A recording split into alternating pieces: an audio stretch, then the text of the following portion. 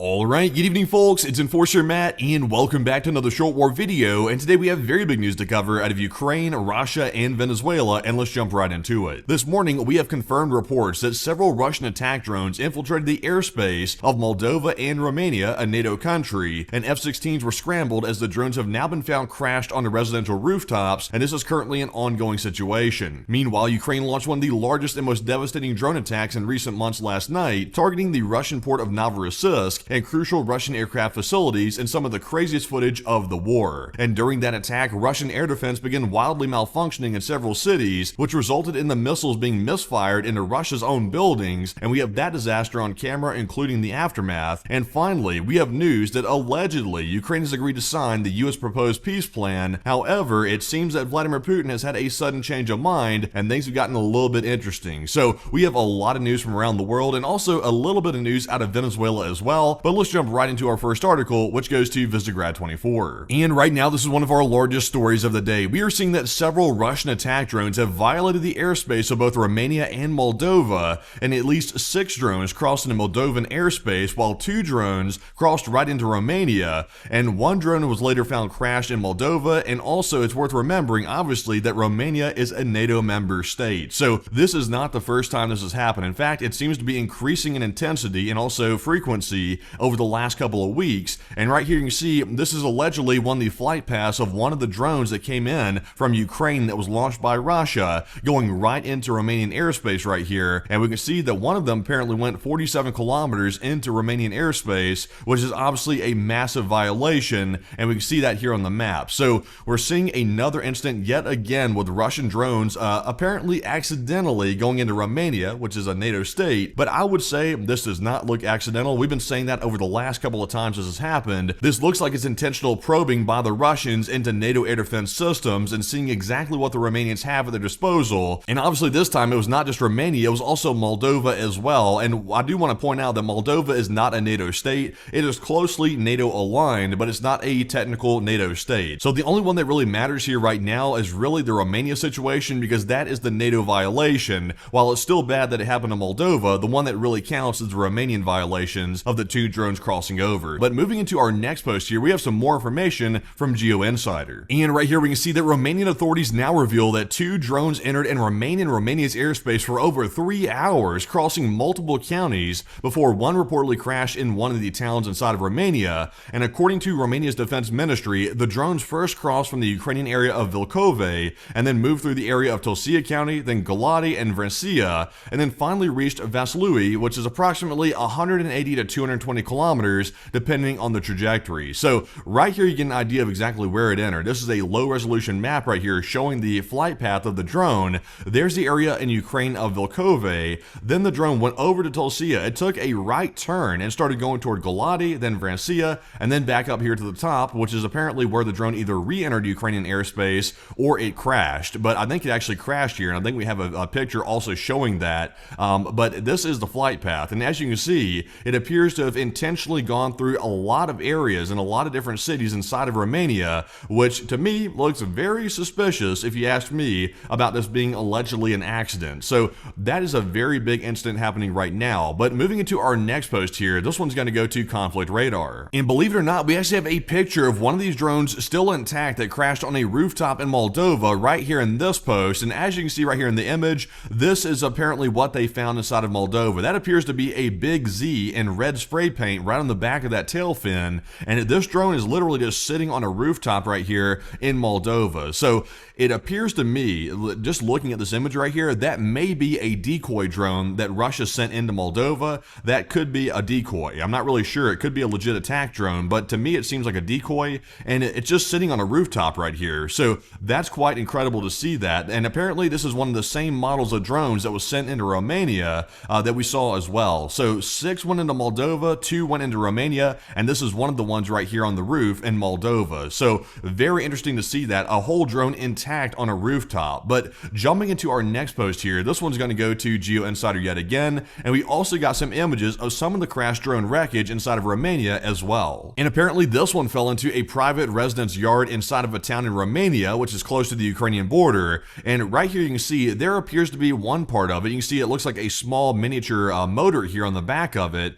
and these pieces are just sitting on the ground. Also, there's the tail fin. That appears to be a similar tail fin to what was seen in that image inside of Moldova. And also notice it appears to be carbon fiber connector rods right here in the styrofoam, and also maybe some insulation tape. I really can't tell what type of tape that is, but kind of interesting with that. And also there's clearly a rudder on the back, and also some other flight controls right here. So that appears to be confirmation that there is indeed a crash drone on the ground in Romania. And also I do want to point out that the Romanian Air Force also scrambled Eurofighter Typhoons and F-16s overnight after these drones entered their airspace. So this is becoming a common occurrence, actually. It's becoming very common, and once again, none of these were shot down. I want to point that out again. Romania did not shoot them down. Also, Moldova did not shoot them down either, and still curious why that's the case. Why they're not shooting these down, that's still a mystery, but that's what we're seeing right there. But with that, folks, we're moving on to our next story here, which goes to Max 25. And last night was absolutely wild. We saw a massive, and I mean a massive, Ukrainian drone attack on Russia last night, and right here you can see, here was the trajectory of all these different drones.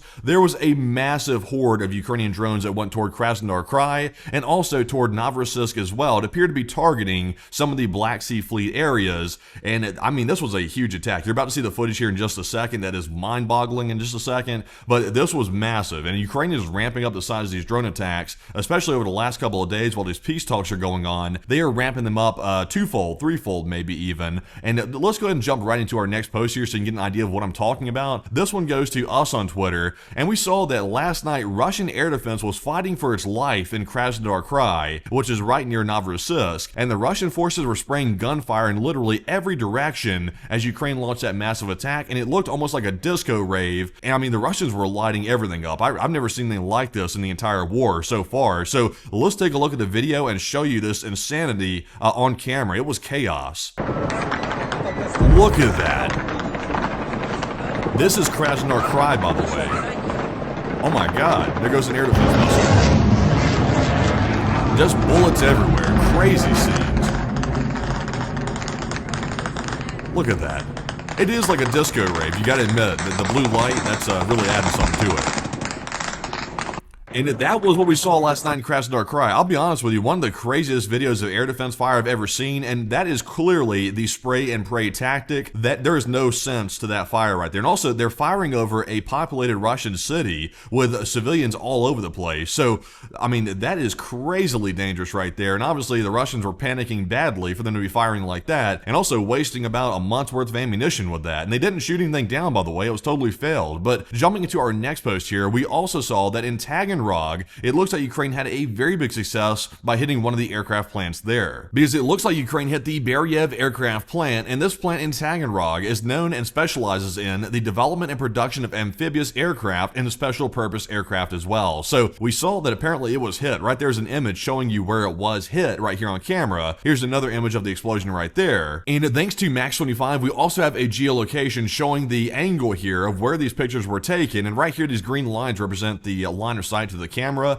and also where it was taken from. So the mark right here at the bottom, the orange mark, that shows you where the cameraman was apparently standing. And you can see out in the distance, apparently the strike was right on one of these airfields out here near Taganrog on the aircraft plant itself. So that is a confirmed geolocation that Ukraine did strike successfully and also get a confirmed several hits on the plant. But what was hit on the plant was even wilder than that. Let's jump right into our next post here, because we actually have one more video showing the aircraft on fire. There was aircraft on fire on this military air base where they produce aircraft. So let's take a look at the video. And what you see right there, that is an aircraft on fire on the tarmac and also exploding. Look at that. It literally had a secondary explosion right there on camera. I'm going to go ahead and mute that. But you can see right there, that is wild right there. That is insane. That is aircraft blowing up right there on the runway that Ukraine successfully targeted in Taganrog. So what was that aircraft? A lot of people want to know what that was. And we get an idea of what Ukraine just took out, which is whopping. This is a whopping target if it was indeed taken out right here in our post from Null Reports. And right here we can see that preliminary reports suggest that one of Russia's A-60 airborne laser aircraft may have been destroyed destroyed, and it's only 2 prototypes that were ever built, and the 1A and the upgraded 2A were both based on the IL-76MD and used for experimental high-power laser systems. So this is allegedly what was taken out. Their experimental laser-based aircraft right here, their A-60, which is only one of 2 in existence. So if it is confirmed, and we're waiting on final confirmation of this, if that was the aircraft that was taken out, that was a very detrimental loss for the Russians, and they probably won't be getting that back, would be my assumption. That's a very expensive aircraft right there that they probably won't be replacing anytime soon. But moving into our next post here, we even got the aftermath of what happened to Taganrog, and the aftermath is wild. So let's go ahead and take a look here and see what happened to the technical complex right here on the location of Taganrog. So right there, take a look. That is some damage right here in Taganrog. In the background, you can just hear car alarms going off pretty much. Trees have been just absolutely scrapped. Also, buildings, the windows are blown out. I mean, it's devastating. This was a huge attack that Ukraine conducted. Also, maybe even some road rage in the background. They got it all here in Taganrog. They got the violence, they got the destruction, they've got the all of it. It's just terrible here in Taganrog. But as you can see, though, that was a devastating attack. But moving on to our next post here, we even got a video of the Russians firing their Caliber missiles in the midst of all this chaos. They were firing off Calibers right back at Ukraine from Novorossiysk, and this is rare footage. We rarely ever get to see this. So let's take a look here. This was the moment that Russians returned fire back toward Ukraine using missiles. So let's take a look. So right here you can see those are the Russian Caliber missiles heading toward Ukraine being fired right out of Novorossiysk. We rarely ever get to see this, by the way. This is a very interesting footage here. But they were firing these right in the middle of that Ukrainian drone attack that we saw a moment ago. So there they go out into the distance, all these Calibers right here. So Russia was launching a counterattack while the Ukrainians were attacking their ports here. But as far as we know, it looks like the damage was not as bad as what Russia got from this Ukrainian drone attack. So that was very interesting footage. But with that, we're moving into our next post here. And this one's going to go to Max 25 yet again. And also, we have some crazy footage right now about the Russian air defense malfunctioning. The Russian air defense malfunctioned wildly in several different cities, including Novorossiysk, and this is some of the worst malfunctions I've ever seen of Russian air defense. The air defense was firing missiles right into Russian buildings, apparently several times in a row, and we have several wild pieces of footage here showing the missiles literally going at civilian buildings right here, which is wild to see this. The Russian air defense was really screwing up bad, but let's take a look. So that's a Russian air defense missile coming in right there in the distance. There it is, it's speeding up. And there it hits. That hit the building like right next to this guy, by the way. That missile, the Russian air defense missile, literally slammed into this guy's building right to the left of him. I mean, this cameraman's lucky he's here at this point, because that thing was extremely close to hitting this guy's building. So one massive malfunction right there, a wild malfunction. But moving into our next one here, this one's going to go to Max 25, and we got even another video of a similar Russian air defense missile screwing up very badly. So let's take a look at this one.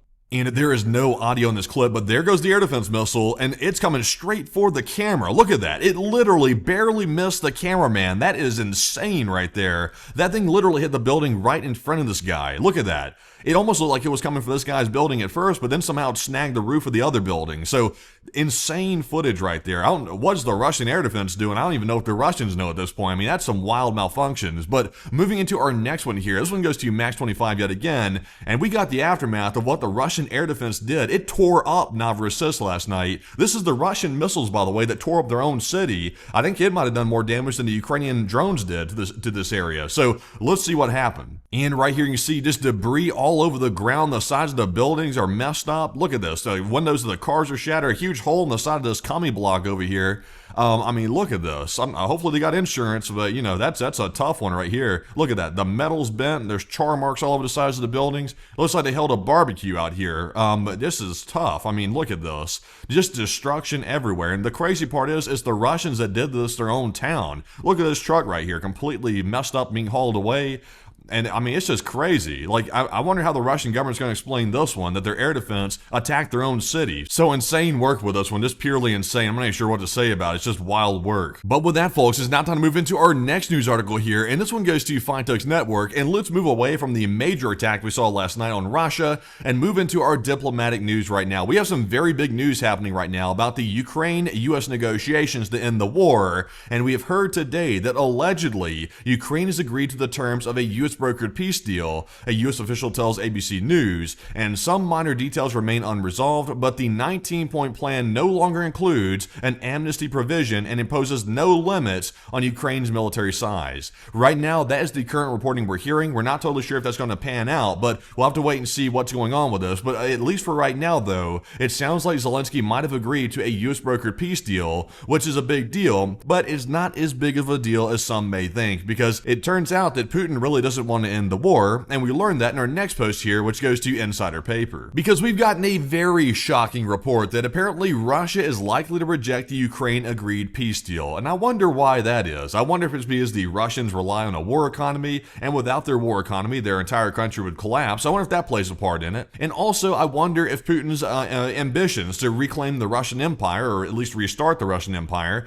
is somehow playing into this. I wonder if that's part of it. So it turns out that Russia may not want peace after all. It sounds like Putin woke up on the wrong side of the bed this morning, and he's deciding to apparently reject the Ukraine peace deal. So it turns out the war may not be able to end. Even if Ukraine agrees to a peace deal, it looks like it's probably not going to end diplomatically. So that's shocking right there. But moving into our next one, this one goes to Fintech's Network yet again. Also, we did get some news out of Venezuela. Just two news stories here about Venezuela, but some very interesting news nonetheless. We have heard that no date has been set for a Trump-Maduro call, and officials say that no one knows what Trump intends to say, and none are willing to guess, and only that all options are on the table, according to current reporting. So we don't know if the U.S. president and Maduro are speaking or not. We simply don't know that right now. There's been so much conflicting reporting about this. We don't know what's true and what's not true at this point about that issue. So we'll have to wait and see.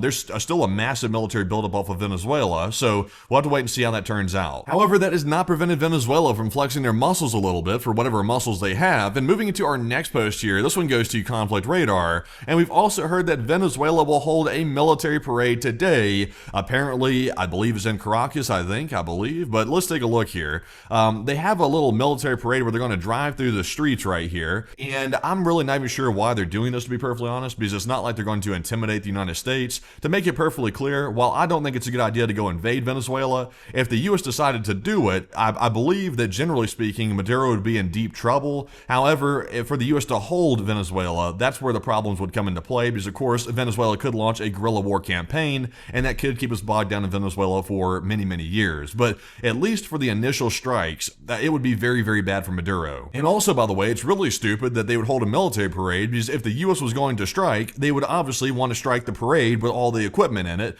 So, you know, Maduro is not known for the intelligence, obviously not, but they're doing something here for whatever reason. And also, Maduro is still dancing in the streets. So I think he might have gone cuckoo or lost his mind at this point, maybe so. But obviously his brain is scrambled at this point. So not sure what Maduro's going to do next, but he's obviously still trying to flex muscles for whatever reason. But with that, folks, that is actually our last piece of news of the video. So before you go, folks, smack that like button, and also, if you haven't already, subscribe to the Enforcer channel as well to stay up to date about the news in real time. And some say smashing the like button is one of the best things you could do, but that's just what I'm hearing from people. So smack that like button, smack that subscribe button. And also, by the way, folks, if you want to support our channel financially, you can do so on our Patreon page, and the link is in the description below. And it could be a $5 or $10 a month membership, or even larger than that. Any amount helps the channel tremendously, and we are largely crowdfunded by the viewers, and it's you, the viewers, that make this all possible, and we appreciate our Patreon supporters very, very much. And right now, I can hear the people saying, Sir, when's the next stream, sir? I said, sir, we want to stream. We want to stream. Some call it the best stream in the world. And honestly, we're having a stream tonight at 10 p.m. Eastern, by the way, so be sure to join us for that. And of course, folks, we will cover the rest of the news throughout the day on that stream, and join us for that. That'll be a big one tonight at 10 p.m. Eastern. So with that, we'll see you all then, and with that, bye-bye for now.